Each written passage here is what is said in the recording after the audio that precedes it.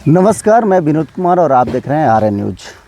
दोस्तों, मेरे हाथ में एक पेपर है और इस पेपर का जो एक कटिंग है, इसमें बहुत बड़ा एक संख्या लिखा गया है।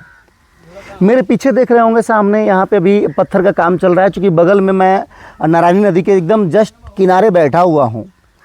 और ये जो डाटा है मेरे पास, ये 8 अरब खर्च होने की डाटा है इस नारायणी नदी पे। और किलोमीटर की बात करेंगे तो आमुआ से लेकर के और आगो कौन नरवा, अगर हम बजट की बात करेंगे दोस्तों, तो आमुआ बांध से लेकर के नरवा जोत तक का ये बजट है।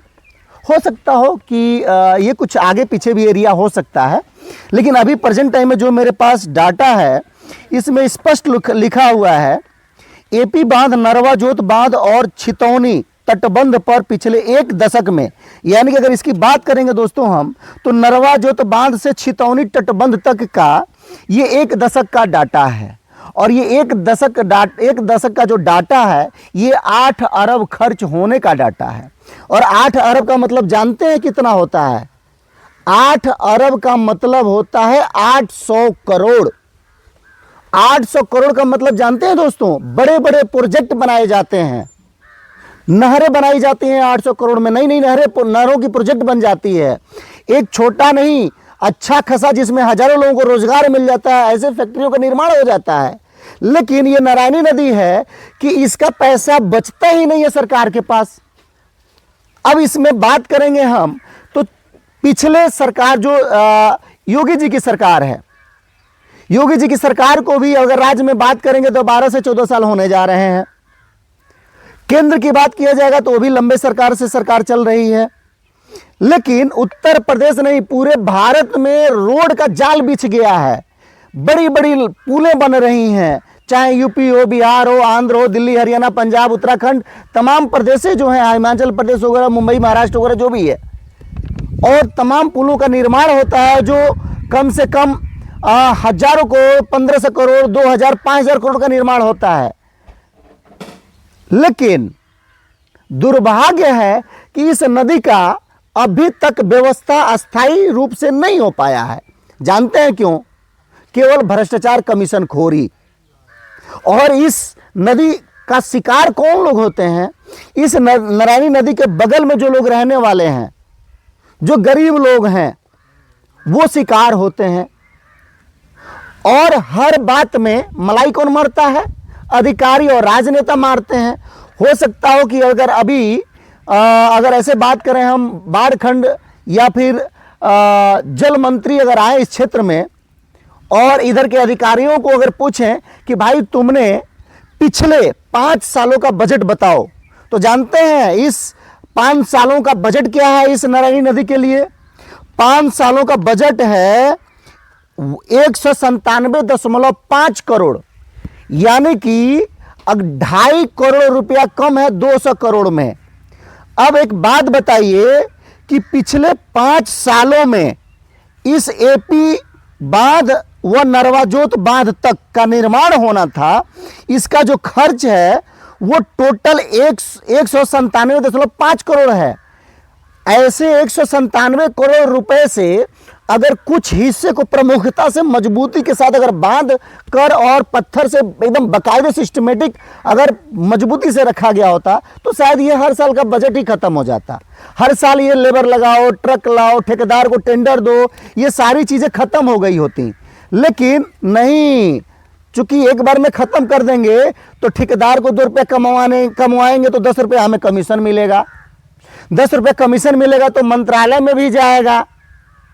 ये आम जनता नहीं जानती है, और ये कुशीनगर की जनता है, मूर्ख जनता है। अब मैं यहाँ कहना चाहूंगा कैमरामैन भाई से कि यहाँ पे देखिए, ये लेबर भाई लोग बेचारे मेहनत किए अभी तक, और बेचारे मेहनत करने के बाद कहते हैं ना, अमीर आदमी हमेशा बीमार होता है। जब वो बीमार होता है तो उसका लाखों खर्च होता है।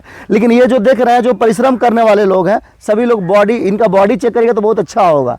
लेकिन ये ऐसे लोग हैं जो जल्दी बीमार नहीं होते हैं।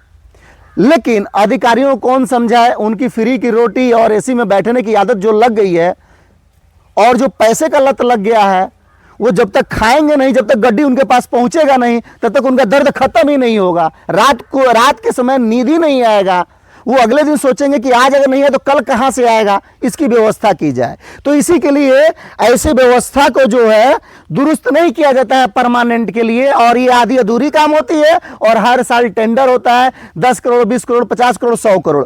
मैं 5 सालों का डाटा आप लोगों को बताता हूं। ये पिछले 5 सालों में जो 197.5 करोड़ रुपया जारी हुआ है इस बंदे के लिए, उसकी सच्चाई सुनिए।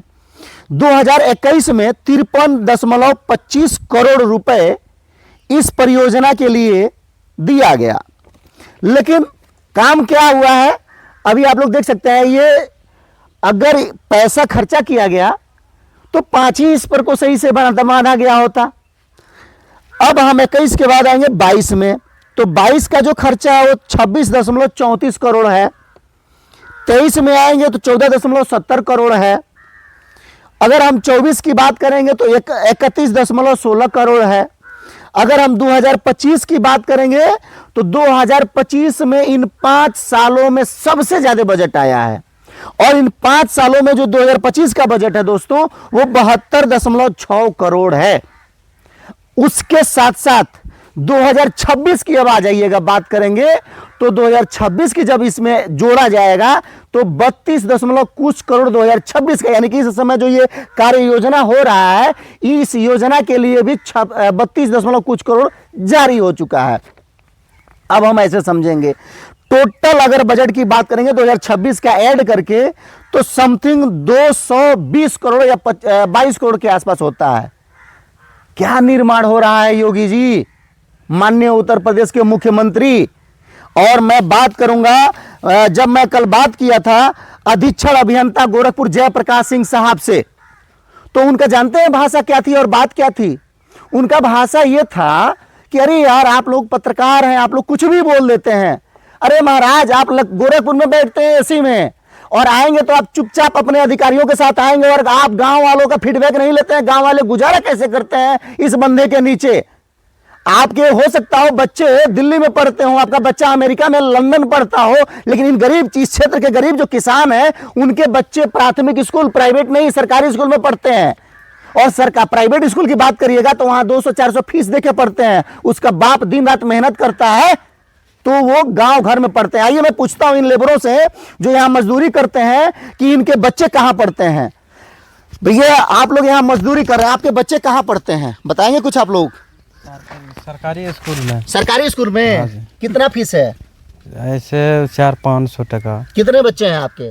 2 हैं। प्राइवेट में नहीं पढ़ाते हैं? प्राइवेट में ज्यादा पैसा लगते हैं। ज्यादा लगता है? हाँ, तो प्राइवेट में पढ़ाना चाहिए। अब देखिए यहाँ पे ये जो बजट आया है मेरे पास डाटा, अब इस डाटा की बात करिएगा तो टोटल ये 5 सालों में जानते हैं कितना 222 करोड़ के आसपास खर्चा हुआ है इसमें। आप तो मजदूरी करते हैं ना? हाँ सर। कितना मिलता है दहाड़ी?